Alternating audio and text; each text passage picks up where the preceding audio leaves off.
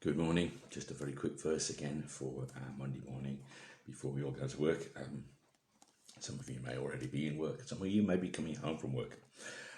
But just from Deuteronomy chapter 20, it says in verse 17, "But thou shalt utterly destroy them, namely the Hittites and the Amorites and the Canaanites and the Perizzites and the Hivites and the Jebusites, as the Lord thy God hath commanded thee, that they teach you not to do after all their abominations, which they have done unto their gods.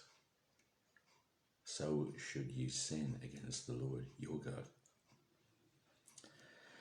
Now, I know that sometimes people get very sort of uptight and prissy in our politically correct age about sort of, well, it's terrible that God told the nation of Israel to go and destroy all those nations and kill them all without mercy, and it's disgusting and it's genocide, and it's like, oh, I can't be doing with a Bible like that or an Old Testament God like that, and isn't it awful? But you know what? The point there is sin is infectious. They were told to get rid of the people who practiced these abominations. Now, the abominations in question were child sacrifice. They would actually cause their children to pass through the fires to their God. In other words, they would burn their children alive. It was a way of keeping the population down, so that there weren't as many mouths to feed in the way that and also showing the devotion to their deity. Well, look how dedicated we are. We give our child to you. But it's not something that actually God was happy with, and it's something that God wanted to destroy. It's interesting, though, because you find this as a society.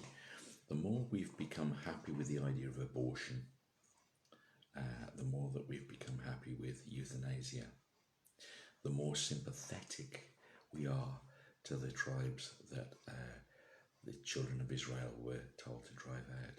This whole sort of, oh, those poor Perizzites, those poor Hittites, those poor Amorites, how, why would God tell them to destroy all those poor people that they were just going about their daily lives? Yet the point was that their abominations, their wickedness would rub off on Israel if it was allowed to prevail. And that's what God hated. It wasn't the people, it was their practices and their sin and their wickedness done in the name of a religion. And it's like that was the idea that God needed to deal with. It's like, no, be holy. Be holy to a God that values human life, and be faithful to a God who loves you and will lay down his life for you, not an ideology that will lay down somebody else's life for me.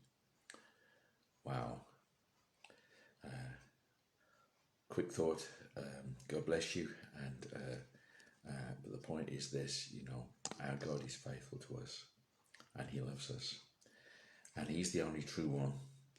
And don't get sympathetic with sin. Don't get sentimental and think, well, it's those, it's such a shame. No, because sin is our enemy, and it so easily rubs off on each one of us. Take care. God bless. Stay faithful. Keep praising. Bye-bye.